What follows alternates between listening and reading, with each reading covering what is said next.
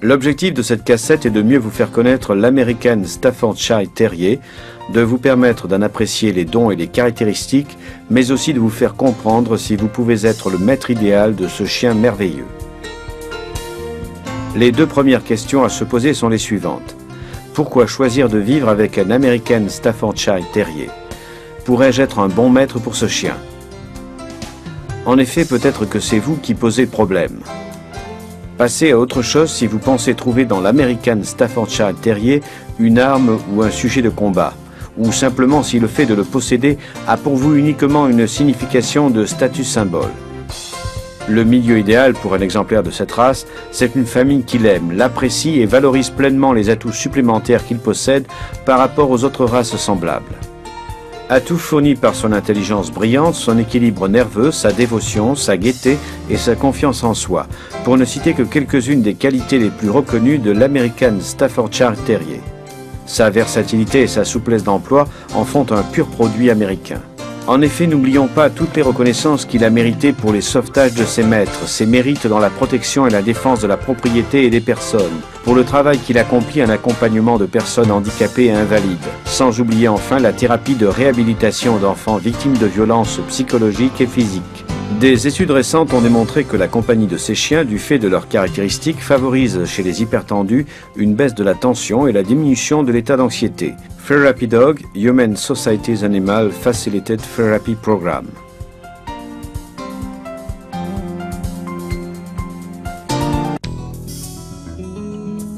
Tous s'accordent sur l'arrivée en Amérique de sujets boules et terriers provenant de l'Angleterre, de l'Irlande et de l'Écosse au début du XIXe siècle.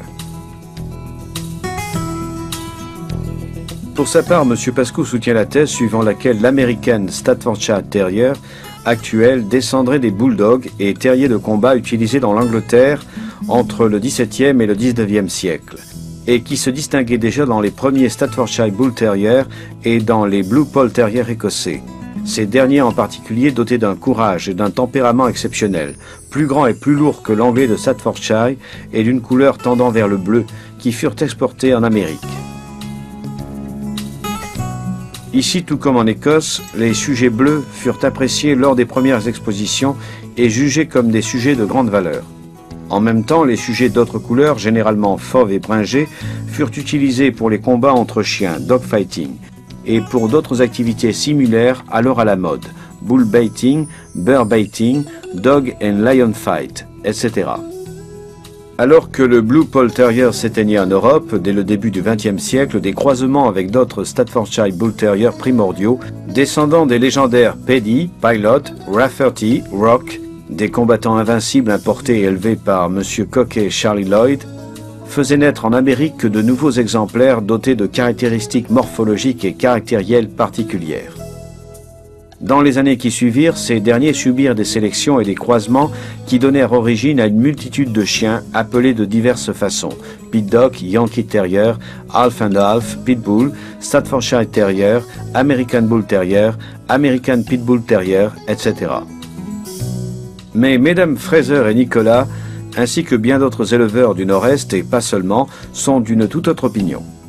En règle générale, ils préfèrent l'hypothèse de croisement entre Old Bulldog et des Staffordshire Bull Terriers primitifs, qu'ils estiment être à l'origine des Bull Terriers importés en Amérique puis croisés par différentes lignées avec des chiens de combat irlandais, des Old Family, Corcoran, Leitner Colby, Gazaus, Semmes, Nohan, renforcés ensuite par l'apport de sang Staffordshire anglais, Lord's Pilot and Paddy, Philly, Farmer, Deliant, Tudor et Corvino.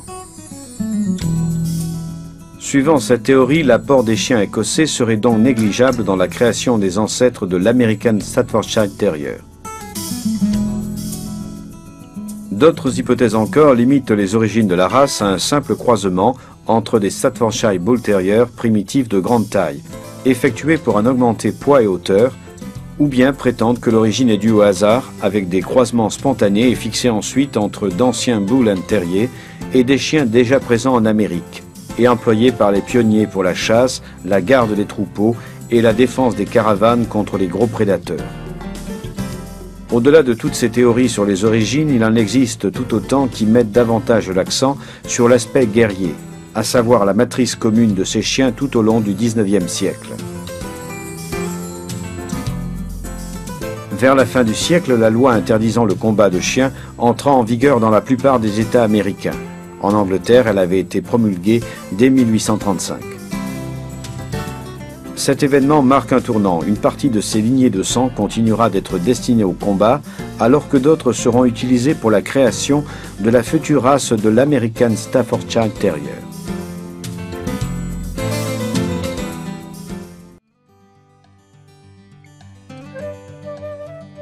Bien que, comme nous l'avons déjà dit, chaque American Staffordshire Terrier possède sa propre personnalité, ses états d'âme et sa sensibilité particulière, qui en font un individu à part entière, tous possèdent en commun deux caractéristiques que l'on peut mettre à profit pour les éduquer.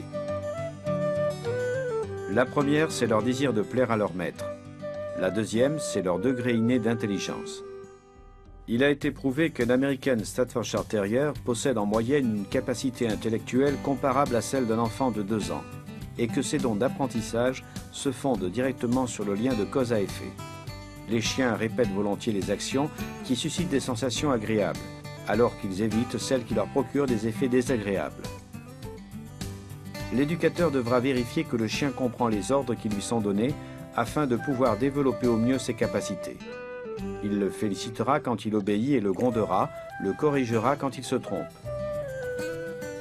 Les ordres doivent être les plus brefs possibles et répétés tous les jours de la même manière, assis, couché, reste, etc. La modulation de la voix de l'homme est également très importante. Par exemple, un ton adulateur et flatteur incitera l'American Staffordshire Terrier à se lancer dans de nouvelles entreprises. Une louange décernée avec enthousiasme fait comprendre au chien que l'on est satisfait et fier de lui, alors qu'un non sec lui fera rapidement saisir qu'il a fait quelque chose qu'il n'aurait pas dû faire.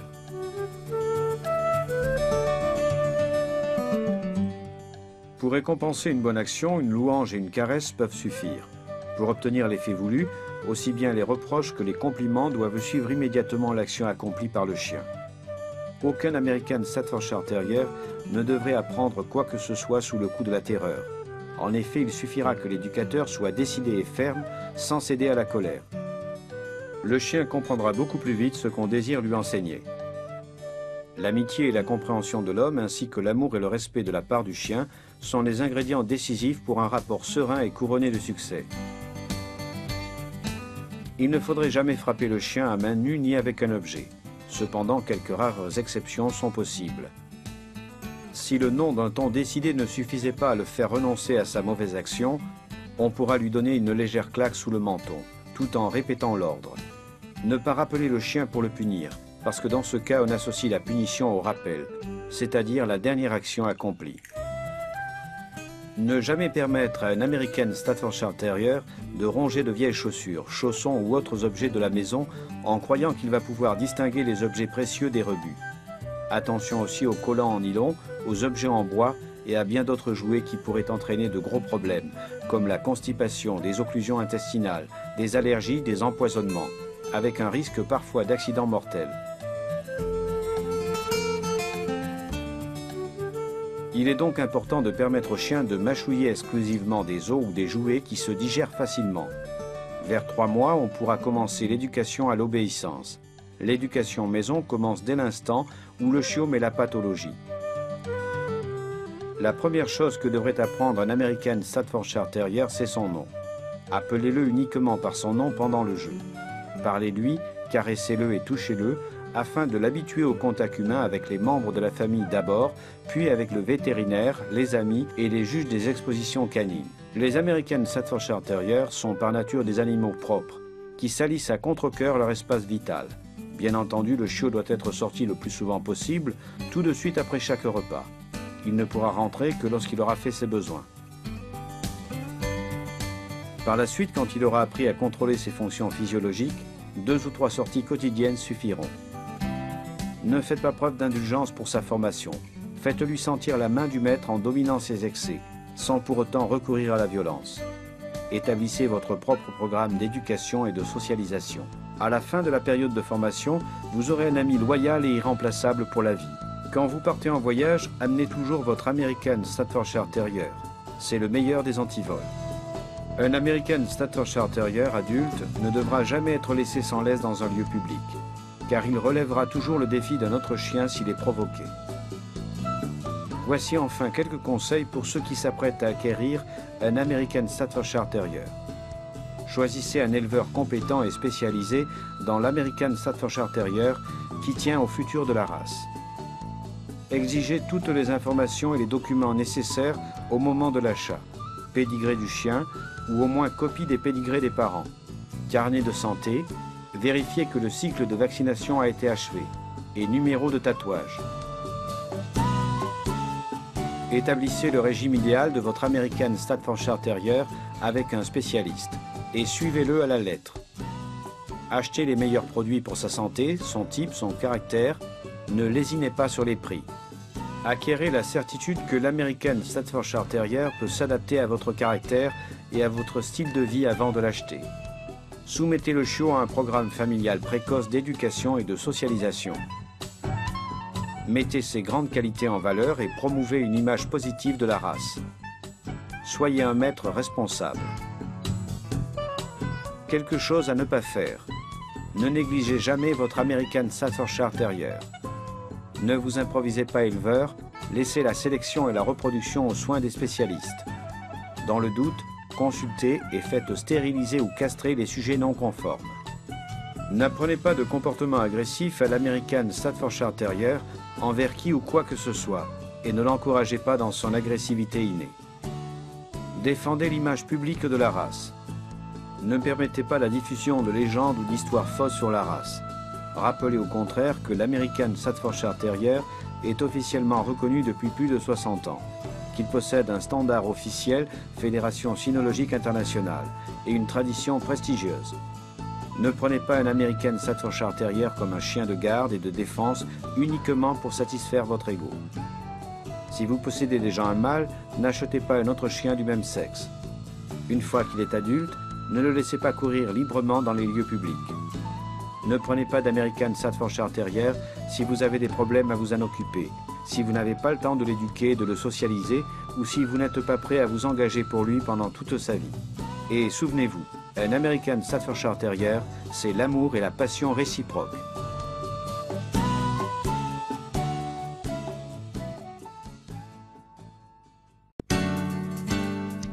Adopter un chien est une décision importante qu'il faut pondérer soigneusement et prendre en toute connaissance de cause. La vaccination doit toujours être effectuée le plus scrupuleusement possible afin de protéger non seulement le chiot, mais aussi le sujet adulte contre les maladies les plus communes. En règle générale, lorsque le chiot quitte son élevage, il a été vacciné entre 40 et 45 jours avec une primo-vaccination contre la maladie de Carré, l'hépatite contagieuse et la parvovirose. La deuxième vaccination polyvalente est légèrement effectuée 3 semaines plus tard. Elle couvre les 3 maladies précédentes, mais aussi la leptospirose. Un mois plus tard, on pourra effectuer encore une vaccination quadrivalente également, puis les rappels seront indispensables tous les ans. Pour être vacciné, le chien doit être en parfaite santé et en particulier vermifugé. En règle générale, il faut exécuter un traitement vermifuge 2 fois par an. Il existe plusieurs types d'ascarides dont chacun infecte spécifiquement une espèce animale, homme compris, et il n'existe pratiquement aucun risque zoonose, c'est-à-dire de transmission de l'infestation du chien à l'homme. Il est tout aussi important de protéger le chien contre les ectoparasites, à savoir ceux qui s'installent dans le pelage du chien, comme les puces ou les tiques, tous deux hématophages. De plus, les puces sont un hôte intermédiaire pour un type de ténia. Pour libérer le chien de ses fastidieux locataires, il existe de nombreux produits spécifiques, mais il ne faudra pas oublier d'intervenir également au niveau de l'environnement du chien. L'été accentue les problèmes provoqués par les hôtes désagréables, en particulier les tiques qui arrivent justement dans les premières chaleurs.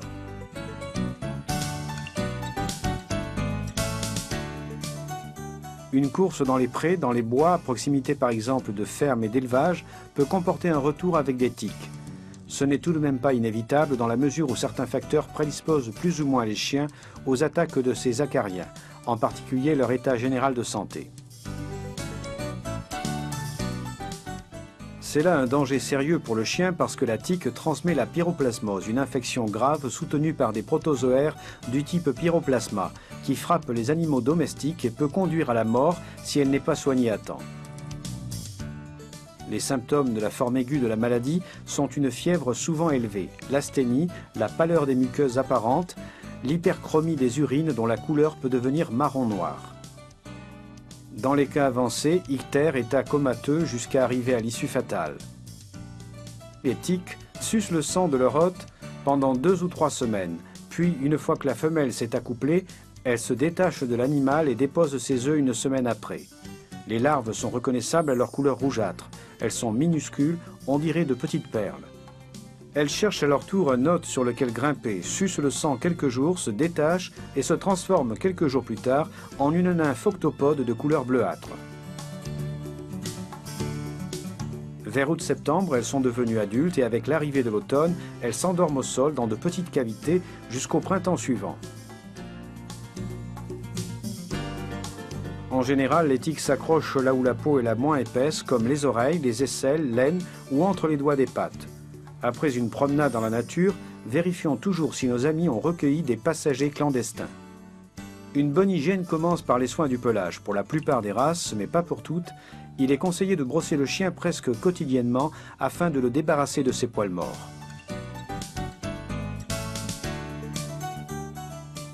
De nombreuses races ont besoin d'un toilettage particulier, à exécuter plusieurs fois par an. Il ne faut pas généraliser la notion qu'un pelage brillant est un signe de bonne santé, parce que pour certaines races, au contraire, il doit être plutôt opaque.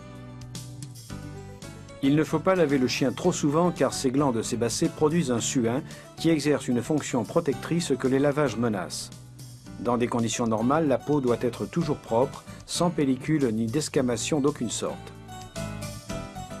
Si des altérations cutanées apparaissent, comme des eczémas, des zones d'alopécie, c'est-à-dire la chute du poil sans repousse, des épaisseurs ou une pigmentation anormale, il faudra consulter le vétérinaire sans tarder. En effet, de nombreuses maladies peuvent être légères et guérir sans difficulté, mais cela dépend toujours d'une intervention dans les délais les plus brefs possibles. Contrôlez régulièrement l'état des ongles. Les ongles s'usent d'eux-mêmes lorsque le chien exerce une activité physique normale, mais il est parfois nécessaire de les couper avec une pince appropriée. L'hygiène orale ne doit jamais être négligée et il faudra régulièrement faire un détartrage, surtout chez les races naines, parce que le tartre peut être à l'origine de piorés et de mauvaise haleine. Il existe dans le commerce des os qui constituent une récompense pour notre ami à 4 pattes, mais qui servent également de brosse à dents naturelles. Les dents de lait des chiots laissent progressivement leur place à la dentition définitive entre 4 et 6 mois. Pendant cette période, il convient d'inspecter régulièrement la bouche pour vérifier que tout se passe comme il faut.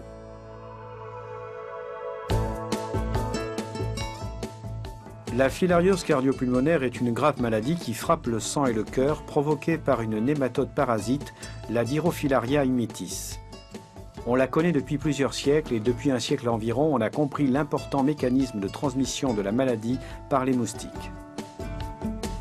Mais c'est au cours des 20 dernières années seulement, à cause de la diffusion rapide de la filariose chez les chiens de compagnie et de travail, que les instituts de recherche, sociétés pharmaceutiques et vétérinaires ont réellement consacré une attention croissante à ce problème. Il est donc important que les propriétaires de chiens connaissent dans les grandes lignes l'existence et les manifestations de cette parasitose. La maladie se transmet à travers une piqûre de moustique, lequel a pris les larves de filaire en suçant le sang d'un sujet infecté et les inocule ensuite à un chien encore sain. On comprend donc facilement pourquoi la maladie est très contagieuse et pourquoi elle est liée aux saisons printemps-été. Pendant 6 mois environ, les larves inoculées dans le sang du chien y mûrissent jusqu'à devenir des vers adultes, qui se localisent dans le cœur et dans les artères pulmonaires. Les filaires adultes produiront à leur tour de petites larves dites microfilaires qui vivront dans le sang. Les chiens les plus frappés sont bien entendu ceux qui passent le plus de temps à l'extérieur et donc les chiens de chasse, de travail et ceux qui dorment dehors.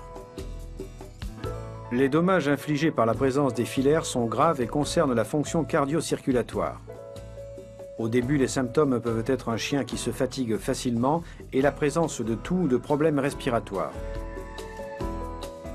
Le vétérinaire procédera alors à divers examens cliniques et de laboratoire afin de confirmer la présence des parasites. Au contraire, les dommages dus à une filariose cardio-pulmonaire chronique sont extrêmement graves. Outre l'altération de la fonction cardio-circulatoire, il y a souvent des lésions du foie et des reins et un état d'hypersensibilité généralisée à tout l'organisme. Les programmes de prévention, en revanche, qui sont disponibles depuis peu d'années grâce à de nouveaux médicaments spécifiques, sont simples à réaliser et ne présentent aucun risque de toxicité pour le chien. Après un examen pour vérifier l'absence d'une infestation précédente, un médicament est administré par voie orale une fois par mois, pendant toute la saison chaude. Cela suffit à fournir une protection au chien, même s'il est piqué par un moustique infecté.